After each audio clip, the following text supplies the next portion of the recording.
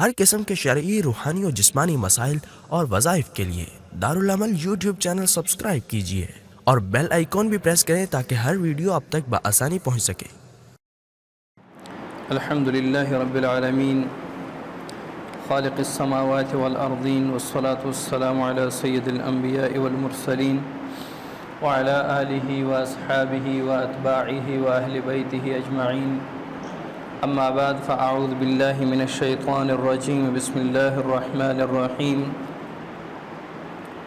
یا ایہا الذین آمنوا کتب علیکم الصیام کما کتب علی الذین من قبلکم لعلکم تتقون۔ روی عن ابی سعید الخدری رضی اللہ تعالی عنہ قال قال رسول اللہ صلی اللہ علیہ وسلم اذا كان اول لیلة من رمضان فتحت ابواب السماء فلا يغلق منها باب حتى يكون آخر ليلة من رمضان۔ صدق اللہ العظیم وصدق رسوله النبی الکریم ونحن على ذلك لمن الشاہدین والشاکرین والحمد للہ رب العالمین۔ رمضان المبارک کا بڑا ہی مبارک مہینہ، رحمت والا مہینہ ان قریب ہے۔ ایک بڑا شاندار مہمان تشریف لا رہا ہے۔ جس طرح ہم اپنے بہت ہی عزیز، بہت ہی خصوصی مہمان کا استقبال کرتے ہیں، کبھی کبھار ہم اس کے استقبال کے لیے باہر نکلتے ہیں، کبھی کبھی ہم اپنے خصوصی مہمان کے استقبال کے لیے پھول نچھاور کرتے ہیں، کبھی کبھی ہم اپنے خصوصی مہمان کے استقبال کے لیے لائنوں میں کھڑے ہو کر مصافحہ کرنے کی خواہش رکھتے ہیں۔ لیکن مہینوں کے اعتبار سے، وقت کے اعتبار سے جو عظیم الشان مہینہ ہے، تمام مہینوں کا سردار ہے، وہ رمضان المبارک ہے، اور رمضان المبارک کا مہینہ مہمان بن کر آ رہا ہے۔ میں مہمان اس لیے کہہ رہا ہوں کہ جو اپنا ہوتا ہے وہ آتا ہے رہنے کے لیے۔ اگر آپ کا کوئی عزیز ہے، بھائی ہے، جو آپ کے ساتھ رہتا ہے، وہ اگر کہیں گیا ہے تو وہ اگر آتا ہے تو رہنے کے لیے آتا ہے۔ مہمان آتا ہے جانے کے لیے آتا ہے، وہ آتا ہے چند دنوں کے لیے پھر چلا جاتا ہے۔ تو چونکہ رمضان المبارک ایسا مہینہ ہے جو 29-30 دن ہمارے پاس رہتا ہے، اس کے بعد پھر آگے چلا جاتا ہے، پھر اگلے سال جو اس دنیا میں موجود ہوتے ہیں ان کے لیے بطور مہمان آتا ہے۔ تو اس خصوصی مہمان کے بارے میں اللہ تعالیٰ نے بھی قرآن میں ارشاد فرمایا، رسول اللہ صلی اللہ علیہ وسلم کی احادیث بھی موجود ہیں۔ آپ صلی اللہ علیہ وسلم رجب کے مہینے سے رمضان المبارک کی تیاری شروع کیا کرتے تھے۔ جب رجب کا مہینہ آتا، یہ جو مہینہ چل رہا ہے جس کی آج تقریباً 28-29 تاریخ ہوگی، اس سے جو پچھلا مہینہ تھا یہ رجب کا تھا۔ رجب، شعبان اور اگلا رمضان۔ رجب میں رسول اللہ صلی اللہ علیہ وسلم رجب کے شروع میں فرماتے تھے، اللہم بارک لنا فی رجب و شعبان وبلغنا رمضان۔ یا اللہ ہمارے رجب اور شعبان کے مہینے میں برکت عطا فرما اور ہمیں رمضان المبارک تک پہنچا۔ تو یہ رمضان المبارک تک پہنچنے کی خواہش اور دعا رسول اللہ صلی اللہ علیہ وسلم فرمایا کرتے تھے۔ اور کیوں فرمایا کرتے تھے؟ اس لیے فرمایا کرتے تھے کہ جو بات رمضان المبارک ہے اور مبارک میں ہے، وہ پورے سال کے 11 مہینوں میں وہ نہیں ہے۔ جو رحمتیں، برکتیں، وسعتیں رمضان المبارک میں نازل ہوتی ہیں، وہ 11 مہینوں میں اتنی رحمتیں نازل نہیں ہوتی۔ جس طرح ہر کاروباری بندے کے کاروبار کا کوئی نہ کوئی سیزن ہوتا ہے۔ عید کے دن قریب آتے ہیں تو کپڑے والے، شوز والے، جوتیوں وغیرہ والے، ان کا سیزن ہوتا ہے، اور یہ کہتے ہیں کہ ہم پورے سال میں جتنی کمائی کرتے ہیں، عید کے دنوں میں ہم اتنی کمائی کر لیتے ہیں۔ اسی طرح ہر کاروباری بندے کا کاروبار کا کوئی نہ کوئی سیزن ہوتا ہے۔ تو اسی طرح اچھا وہ کاروبار کے اس سیزن میں کیا کرتا ہے؟ وہ تمام کام کاج شادی بیاہ وہ سب آگے پیچھے کرتا ہے کہ یار ہمارے سیزن کے دن ہیں، اس میں ہم نہیں کر سکتے۔ ہمارے عزیز ہیں سرگودا میں، ان کے ہاں مالٹوں کی فیکٹریاں ہیں، تو وہ ان کو پھٹے فراہم کرتا ہے، یہ پیٹیاں وغیرہ۔ تو جب ان کے ہوتے ہیں سیزن، ان کے کاروبار کا سیزن ہوتا ہے، تو وہ ملنا ملانا، شادی بیاہ تقریبات تو کیا ان دنوں میں کسی کو فون بھی نہیں کرتے، سارا دن بس اتنی پیٹیاں چاہیے، مال لوڈ کر دیا، مال پہنچ گیا، پیسے چاہیے، سارا دن یہی ہوتا ہے۔ کیوں؟ سیزن ہوتا ہے۔ تو جب ہم کاروبار کے سیزن میں اتنی محنت کرتے ہیں تو یہ تو نیکیوں کا سیزن ہے، یہ تو اللہ کی رحمتوں کو سمیٹنے کا سیزن ہے، یہ تو اللہ تعالیٰ کی نعمتوں کو اپنے اندر، رحمتوں کو اپنے اندر جگہ دینے کا سیزن ہے۔ دیکھیں رحمتیں برستی ہیں، ہر ایک پہ برستی ہے، لیکن رحمت لیتا کون ہے؟ جو اس رمضان المبارک کی کما حقہ قدر کر لے۔ رمضان کا روزہ، رات کی تراویح، 5 وقت کی نماز، قرآن مجید کی تلاوت، ذکر، فکر، جو اس میں لگا رہتا ہے، اللہ تعالیٰ کی وہ رحمتوں کو وہی بندہ سمیٹ رہا ہوتا ہے۔ میں مثال سے سمجھایا کرتا ہوں، شاید پچھلے جمعے میں مثال دی تھی کہ جس طرح بارش ہر ایک پہ برستی ہے، یہ نہیں کہ یہ آپ نیک ہیں آپ پہ برستی ہے، دوسرا تھوڑا سا گناہگار ہے اس پہ نہیں، ہر ایک پہ برستی ہے۔ جتنے بھی برتن بڑے ہوتے ہیں ان سب پہ بارش برستی ہے، لیکن بارش کا پانی اس برتن میں جمع ہوتا ہے جو سیدھا رکھا ہو۔ اگر الٹا پڑا ہو، صحن میں پڑا ہو، پورا دن پوری رات بھی اس پہ بارش برسے، جب بارش رک جاتی ہے اس میں ایک قطرہ پانی بھی جمع نہیں ہوتا۔ کیوں؟ برتن الٹا تھا۔ بالکل ہمارے دل اللہ کی رحمت کے لیے کھلتے ہیں، بند ہوتے ہیں، عبادات میں کھلے ہوتے ہیں، روزے کی حالت میں کھلے ہوتے ہیں، نماز کی حالت میں کھلے ہوتے ہیں، ذکر فکر کی حالت میں کھلے ہوتے ہیں۔ تو جس طرح بارش اس برتن میں جمع ہوتا ہے، اللہ کی رحمتیں اس طرح اترتی ہیں اور اس دل میں سما جاتی ہیں، اور اس گھر پہ، اس آدمی پہ، اس کی اولاد پہ اللہ کی بے شمار رحمتیں نازل ہوتی ہیں۔ اور رمضان المبارک کا مہینہ ہو اور بے شمار رحمتیں برس رہی ہوں، اور بندہ روزہ میں نہ ہو، روزے کی حالت میں نہ ہو، نماز نہ پڑھ رہا ہو، تو اس کی مثال وہ الٹے پڑے ہوئے برتن کی ہے کہ رحمتیں تو بے شمار نازل ہوتی ہیں، لیکن یہ اس رحمتوں کو سمیٹ نہیں رہا۔ تو رسول اللہ صلی اللہ علیہ وسلم رجب میں رمضان المبارک کی تیاری کیا کرتے تھے۔ اور جب میں آپ حضرات سے پوچھتا ہوں، ابھی تک کسی نے رمضان المبارک کی کوئی تھوڑی بہت تیاری کی ہے؟ انشاءاللہ العزیز ذہنی طور پہ ہر بندہ تیار ہوتا ہے۔ اگر جسمانی طور پہ، مالی طور پہ ہم نے کوئی تیاری نہیں بھی کی، الحمدللہ ہمارے گھر میں یہ جتنے بھی کام ہیں، امور ہیں رمضان المبارک کے، وہ تیاریاں چل رہی ہیں 3-4 دن سے۔ صفائیاں، جا نماز کی صفائیاں، میرے لیے مصلی ہے، میں نے اس کو پاک صاف کرنا ہے، ادھر میں نے نماز پڑھنی ہے، طرح یہ الحمدللہ ہمارے گھر میں یہ تیاریاں چل رہی ہیں۔ یہ تیاریاں کیا ہیں؟ یہ تیاریاں استقبال رمضان ہیں۔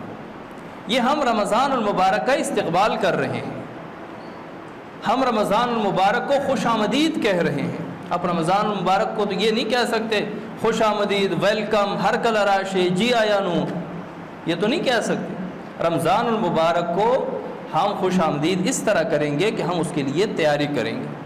یہ رمضان کی خوش آمدید ہے، یہ رمضان المبارک کا استقبال ہے۔ حضرت ابو سعید خدری رضی اللہ تعالیٰ عنہ کی بڑی مبارک حدیث ہے، الترغیب والترہیب نے نقل کی ہے۔ رسول اللہ صلی اللہ علیہ وسلم فرماتے ہیں، اذا کان اول لیلۃ من رمضان، یہ میں اس لیے اس جمعے کو یہ حدیث سنا رہا ہوں کہ اس حدیث کو سننے کی ضرورت رمضان المبارک کے شروع ہونے سے پہلے ہے، تاکہ رمضان کے پہلے دن کی قدر ہمارے ذہن میں آ جائے کہ رمضان المبارک کتنا معزز، محترم، رحمت والا مہینہ ہے، اور اس میں ہم کیا کیا فوائد حاصل کر سکتے ہیں۔ فرماتے ہیں اذا کان اول لیلۃ من رمضان، جب رمضان المبارک کی پہلی رات ہوتی ہے، اول لیلۃ من رمضان، جب رمضان المبارک کی پہلی رات ہوتی ہے، فتحت ابواب السماء، آسمان کے دروازے کھل جاتے ہیں، فلا یغلق منها باب حتى يكون آخر لیلۃ من رمضان، اور یہ دروازے اس وقت تک کھلے رہتے ہیں جب تک کہ رمضان المبارک کی آخری رات نہ آئی ہو، یعنی مکمل رمضان میں آسمانوں کے دروازے کھلے ہوتے ہیں۔ جب ہمیں عید کا چاند نظر آ جائے تو عید کے چاند نکلنے کے ساتھ ہی آسمانوں کے دروازے کھل جاتے ہیں۔ میں آسمانوں کے کہہ رہا ہوں، جنت کے نہیں کہہ رہا ہوں۔ جنت تو پورا رمضان سجایا جاتا ہے، پورا رمضان، وہ ایک الگ حدیث ہے، وہ انشاءاللہ ہم پڑھیں گے رمضان المبارک میں۔ آسمان کے دروازے کھلتے ہیں۔ اب محدثین نے لکھا ہے کہ آسمانوں کے دروازے کھلنے کا مقصد کیا ہے؟ مقصد یہ ہے کہ ویسے تو اللہ تعالیٰ کی طرف سے رحمتیں ہمیشہ نازل ہوتی ہیں مسلمانوں پہ، حرم شریف پہ، مدینہ منورہ پہ، بیت المقدس پہ، تمام دنیا کے تمام مسلمانوں پہ اپنے اعمال کے مطابق رحمتیں نازل ہوتی ہیں، لیکن چونکہ رمضان المبارک سراسر مہینہ ہی رحمتوں والا ہے تو ان رحمتوں کی کثرت سے یہ تعبیر ہے کہ اللہ کی رحمتیں اتنی نازل ہوتی ہیں کہ آسمان کے دروازے اس کے لیے کھول دیے جاتے ہیں۔ ایک یہ، اور دوسرے نمبر پہ کہ چونکہ پورے سال سے زیادہ اعمال رمضان المبارک میں لوگ کرتے ہیں، جو بندہ صرف جمعے کی نماز پڑھتا ہے وہ بھی رمضان المبارک میں 5 وقت کی نماز شروع کر لیتا ہے، جو بندہ پورا سال تلاوت نہیں کرتا رمضان المبارک میں وہ بھی قرآن مجید کی تلاوت شروع کر لیتا ہے، ذکر شروع ہو جاتی ہے۔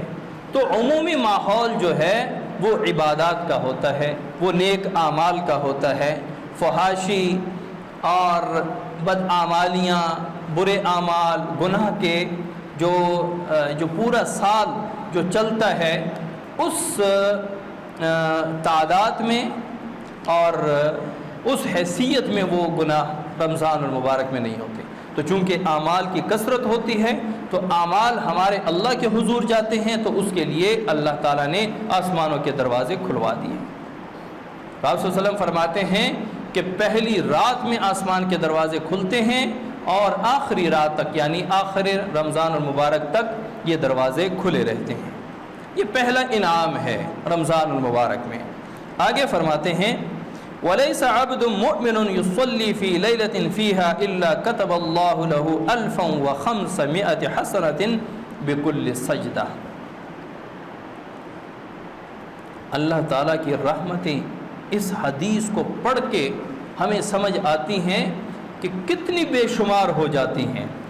ایک سجدے کی بات ہو رہی ہے، فرماتے ہیں کہ جب بھی مومن بندہ نماز پڑھتا ہے ہر رات میں، یعنی رمضان المبارک کی ہر رات میں، رات سے مغرب، عشاء، تہجد، نوافل، تراویح سب مراد ہیں، الا كتب اللہ لہ 1500 حسنة بكل سجدہ، اس نماز کے ہر سجدے پر اللہ تعالیٰ 1500 نیکیاں لکھتے ہیں، ایک نہیں، 2 نہیں، 5 نہیں، کتنی؟ 1500 نیکیاں ایک سجدے میں، اور صرف تراویح میں 40 سجدے آتے ہیں۔ تو اب آپ خود کیلکولیٹر لیں اور رمضان سے پہلے شروع کریں، کیونکہ رمضان میں حساب کتاب کو ذرا کم رکھیں۔ اے رحیم صاحب، رمضان مبارک میں حساب کتاب کو کم رکھیں، ابھی کیلکولیٹ کر لیں کہ ہماری عشاء کے بعد کی جو نمازیں ہیں تہجد کو ملا کے تو یہ تو لاکھوں کروڑوں میں چلی جائیں گی ایک ایک سجدے پہ۔ یہ دوسرا انعام ہو گیا، یہ انعامات اپنے ذہن میں رکھے گا۔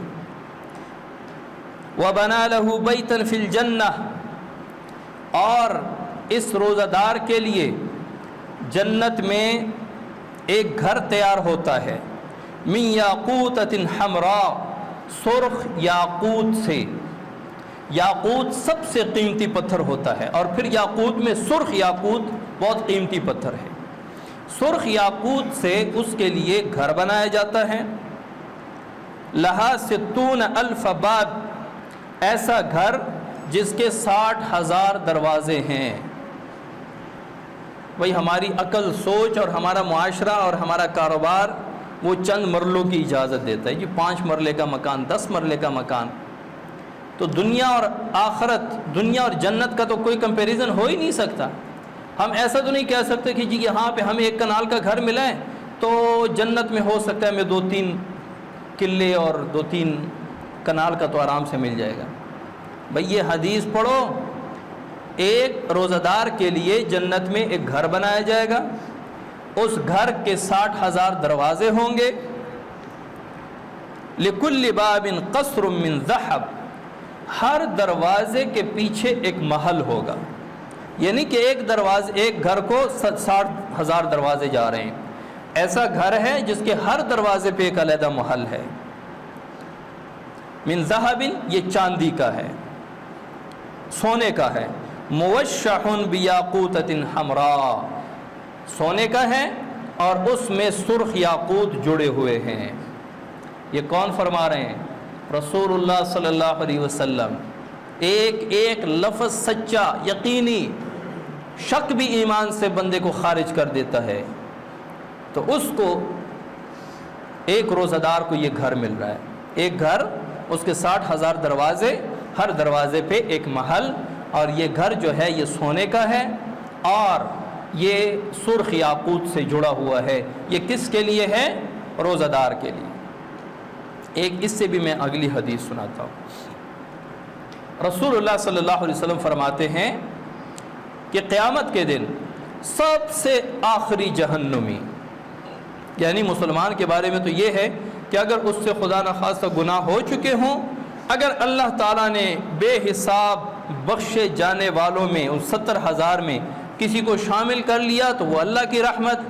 اگر کسی کے ساتھ حساب کتاب شروع ہوا اور اپنے گناہ کی بدولت اس کو جہنم میں ڈالا گیا تو وہ اپنے گناہ کے حساب سے جہنم میں اپنا وقت گزارے گا. اللہ تعالیٰ پھر اس کو نکال کے جنت میں لے آئے گا. یہ اس کے لیے ہے جس کے پاس ایمان ہے. جس کے پاس ایمان نہیں ہے وہ ساری زندگی خدمت خلق میں لگا رہے، اس کو اس خدمت کا صلہ دنیا میں ملتا ہے، آخرت میں اس کو کوئی صلہ نہیں ملتا. تو آخری جنت جہنمی، یعنی سب مسلمان مومن وہ جہنم سے نکل آئیں. کوئی 1000 سال اس میں رہا ہے، کوئی 5000 سال رہا ہے، کوئی 1,00,000 سال رہا ہے. یہ وقت گزار کے جب آخری جہنمی، جس نے صرف کلمہ پڑھا تھا، ایمان قبول کیا تھا، اس کے آگے کوئی عمل نہیں کیا تھا، وہ جب نکلے گا جہنم سے تو وہ گھٹنوں کے بل نکلے گا. جس طرح بچہ رینگتا ہوا نہیں جاتا پہلے، اس طرح گھٹنوں کے بل نکلے گا، اور رینگتا ہوا جب نکلے گا تو سامنے ایک سایہ دیکھے گا. تو اللہ تعالیٰ سے عرض کرے گا یا اللہ بس اس سایہ تک پہنچا دے اور میں کچھ نہیں چاہتا. تو اللہ تعالیٰ اسے توفیق دیں گے، وہ رینگتا ہوا اس سایہ تک پہنچ جائے گا. جب اللہ تعالیٰ ان کو وہاں پہنچائیں گے، اب اللہ تعالیٰ اپنا نظام دکھا رہا ہے. تو وہ دوسری طرف دیکھا، وہاں سایہ بھی ہے اور پانی بھی ہے. اب جہنم کی گرمی نے اس کو جلایا ہوا ہے، تو یہ اللہ تعالیٰ اسے توفیق دے گا. وہ کہے گا کہ یا اللہ اس سایہ تک پہنچا دے، تھوڑا پانی پی لو اور کچھ نہیں چاہیے. اللہ تعالیٰ اس کو توفیق دیں گے، وہ رینگتا ہوا جائے گا اس پانی تک پہنچے گا، پانی پیے گا، کچھ سکون ہوگا. اس طرف دیکھے گا جنت کی ایک کھڑکی کھلی ہوگی. وہ دیکھے گا کہ جنت کی کھڑکی کھلی تو سنا ہے کہ جنت میں یہ نعمتیں ہیں، باغات ہیں، حور و غلمان ہیں، شراب، دودھ، شہد، پانی کی نہریں ہیں، چشمے ہیں. وہ اللہ تعالیٰ سے عرض کرے گا یا اللہ بس یہ جنت کے دروازے تک پہنچا دے، میں نے صرف اندر سے دیکھنا ہے. پشتوں میں ایک مثال ہے، اول جو نک جے واڑی بیا جو سکھ جے واڑی. پہلے صرف سائے تک، پھر پانی تک، اب کہتا ہے کہ جنت تھوڑی سی دکھا دے. تو جب وہاں جائے گا اور جنت کو ایسے دیکھے گا تو عرض کرے گا کہ یا اللہ اندر جانے دیں، اللہ یا اللہ اندر جانے دیں. اللہ تعالیٰ فرمائیں گے اے میرے بندے، جتنی پوری دنیا کی زمین تھی اس کے 10 گنا جنت میں نے آپ کو دی. وہ بندہ کیا کہے گا؟ اب ظاہر ہے اس نے گناہ کیے، وہ جہنم سے نکلا ہے. وہ کہے گا کہ یا اللہ مذاق کر رہے ہیں. جس طرح ایک فقیر آتا ہے، وہ کہتے ہیں 10 روپے دے دے اور آپ اس کو 1,00,000 روپے پکڑا دیں، یہ لے لے. وہ کہے یہ مذاق کر رہے ہیں، باقی دے رہے ہیں. کہتے ہیں یا اللہ مذاق؟ اللہ تعالیٰ فرمائیں کہ آج مذاق کا دن نہیں ہے، جس کو سزا ملنی تھی اس کو سزا، جس کو جزا اور بدلہ ملنا ہے، آج انصاف کا دن ہے۔ تو اس آخری جہنمی سب سے بڑا گنہگار، اس کو جنت میں دنیا کا 10 گنا زیادہ رقبہ ملے گا، اتنی بڑی جنت اسے ملے گی۔ ہماری کیا سوچ ہے دنیا کو جنت کے ساتھ؟ یار جنت بھی کتنی خوبصورت ہے، جب کشمیر کی وادیاں اتنی خوبصورت ہیں، یار مثال ہی نہ دیا کریں۔ جنت میں تو وہ نعمتیں ہیں، رسول اللہ صلی اللہ علیہ وسلم فرماتے ہیں کہ نہ آنکھوں نے کبھی دیکھے ہیں، نہ کانوں نے وہ نعمتیں کبھی کوا حقہ سنے ہیں۔ یہاں تک تو سنتے ہیں کہ جی وہاں پہ چشمے ہیں، وہ کیسے ہیں، کتنے میٹھے ہیں، کتنے شاندار ہیں، یہ تو کسی نے نہیں سنا ہے، اور نہ کسی کے خواب و خیال میں وہ نعمتیں گزری ہیں کہ وہ ایسی ہوں گی یا ایسی ہوں گی، جیسے جیسے ہوں گی ایسے نہیں ہوں گی جیسے آپ سوچ رہے ہیں، وہ جیسے بھی ہیں ایسے نہیں ہیں جیسے آپ سوچ رہے ہیں، کیونکہ آپ صلی اللہ علیہ وسلم نے فرما دیا کہ وہ آپ کے خواب و خیال و خاطر میں ہی نہیں آ سکتے۔ اس جنت کو کمانے کا مہینہ آ رہا ہے۔ تو جب ایک ادنا جنتی جو سب سے آخر میں جہنم سے نکلے گا، اس کو اتنی بڑی جنت مل رہی ہے، تو روزہ دار کو پھر یہ کیا زیادہ لگ رہا ہے آپ کو؟ یہ تو نہیں لگنا چاہیے۔ اللہ تعالیٰ کے خزانوں میں دیکھیں 99 رحمتیں اللہ تعالیٰ نے اپنے پاس رکھی ہیں، رحمت کا ایک حصہ بھیجا ہے، 1/100 حصہ دنیا میں بھیجا ہے۔ باپ اولاد سے پیار کرتی ہے، میاں بیوی کے درمیان محبت، بھائی بھائی کے درمیان محبت، دوست دوست کے درمیان محبت، حتیٰ کہ وہ جانور بھی اپنی اولاد سے محبت کرتی ہے۔ وجہ کیا ہے؟ 1% رحمت جو دنیا میں آئی، اور 99% رحمت تو اللہ تعالیٰ قیامت والے دن دکھائیں گے۔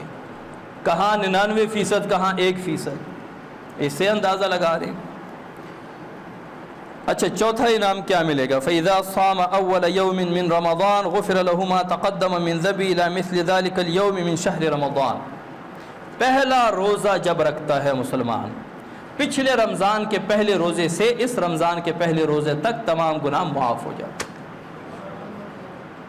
اور کیا چاہیے؟ اگر رمضان میں ہمیں اور کچھ نہ ملے، پچھلے رمضان کے پہلے روزے سے اس رمضان کے پہلے روزے تک ہمارے جتنے گل کھلائے ہوئے ہیں ہم نے وہ سب معاف ہو جائے تو اور کیا چاہیے؟ 5ویں نمبر پہ وَاسْتَغْفَرَ لَهُ كُلَّ يَوْمٍ 70,000 مَلَكٍ مِّن صَلَاةِ الْغَدَاةِ إِلَىٰ أَن تَوَارَ بِالْحِجَابِ۔ وہ فرشتے جو نورانی مخلوق ہیں، جن سے گناہ ہو ہی نہیں سکتا، جن کے اندر اللہ تعالیٰ نے شہوت کا سافٹ ویئر انسٹال ہی نہیں کیا، ان کے پاس صرف عقل ہے، اللہ کو پہچانا، اللہ کی عبادت ہے، شہوت ہے ہی نہیں، پاکیزہ مخلوق، نورانی مخلوق، 1 نہیں 2 نہیں 3 نہیں 5 نہیں 70,000 کو اللہ تعالیٰ حکم فرماتے ہیں کہ اب کام کاج چھوڑو، اپنی ڈیوٹی چھوڑو، اپنے ذکر فکر رکوع سجدے سب چھوڑ دو، اب صبح فجر سے لے کر مغرب تک روزہ داروں کے لیے دعائیں مغفرت کرو۔ وہ نورانی مخلوق روزہ دار کے لیے دعائے رحمت، دعائے مغفرت فرماتے ہیں۔ اور 6 نمبر پہ وَكَانَ لَهُ بِكُلِّ سَجْدَةٍ يَسْجُدُهَا فِي شَهْرِ رَمَضَانَ بِلَيْلٍ أَوْ نَهَارٍ شَجَرَةٌ يَسِيرُ الرَّاكِبُ فِي ظِلِّهَا 500 عام۔ اور 6 انعام کیا ملے گا؟ ویسے تو انعامات اور بہت ہیں، لیکن اس حدیث میں یہ 6 انعامات ذکر ہیں۔ اور 6 انعام یہ ہے کہ دن میں ہو یا رات میں ہو، پہلے جو محل جو گھر تیار ہو رہا ہے وہ رات کے سجدے کے لیے کی وجہ سے، اور دن میں ہو یا رات میں ہو ایک سجدہ کرو گے، ایک سجدہ، اس ایک سجدے کی بدولت رمضان المبارک کے مہینے میں چاہے وہ دن کا ہو یا رات کا ہو، اللہ تعالیٰ جنت میں ایک درخت اگاتے ہیں اس روزہ دار کے لیے کہ یسیر الراکب فی ظلھا 500 عام، 500 سال اگر گھڑ سوار اس درخت کے سائے کے نیچے بھاگتا رہے وہ درخت کا سایہ ختم نہیں ہوگا۔ آپ کہیں گے اتنا بڑا درخت ہوگا، ہمارے گھر میں تو سایہ ہی سایہ ہوگا، ہمارے گھر میں تو، اور بھئی ادنا جنتی کو دنیا کے رقبے سے 10 گنا زیادہ مل رہا ہے تو آپ کو کتنا ملے گا؟ تو اس اتنے بڑے رقبے میں اتنا بڑا درخت کہاں نظر آتا ہے، چھوٹا ہو جائے گا۔ یہ 6 انعامات اللہ تعالیٰ نے روزے دار کے لیے، اور بھی بڑے انعامات ہیں وہ آگے انشاءاللہ ہر جمعے کو، اور رمضان المبارک کے جمعے میں بر وقت تشریف لایا کریں انشاءاللہ العزیز۔ ہر جمعے کو ایک حدیث کا انتخاب ہوا ہے، اس میں مسائل بھی ہوں گے روزے کے حوالے سے۔ میں مختصراً 1-2 باتیں کرتا ہوں۔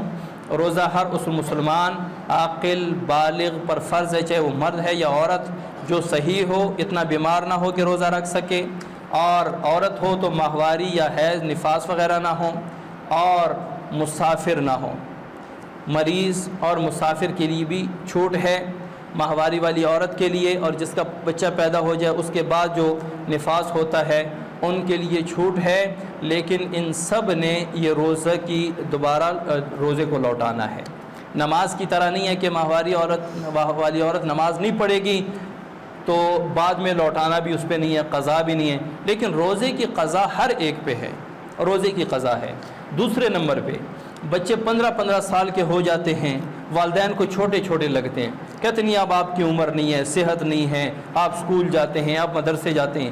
بھائی بچہ کم سے کم جلد سے جلد جو بالغ ہوتا ہے 12 سال کی عمر میں بالغ ہو جاتا ہے، اور یہ علاقے میں فرق ہے، کچھ گرم علاقے ہوتے ہیں وہاں جلدی بالغ ہو جاتے ہیں، ورنہ 15 سال میں تو ہر بچہ بالغ سمجھا جاتا ہے، جس کے 15 سال پورے ہو جائیں، اس میں چاہے وہ بلوغت کے کوئی بھی علامت موجود نہ ہوں وہ بالغ سمجھا جائے گا، اس پر نماز بھی فرض ہے، اس پر روزے بھی فرض ہیں، تو خواہ مخواہ ان کا گناہ اپنے سر نہ لیا کریں، ان کو روزے رکھوایا کریں، بلکہ فرض ہونے سے 1-2 سال 3 سال پہلے تھوڑے تھوڑے کر کے روزے رکھوایا کریں، تاکہ ان کی ٹریننگ ہو، مشق ہو، اور جب ان پہ فرض ہو جائے تو ساری روزے تسلی سے رکھ لیں۔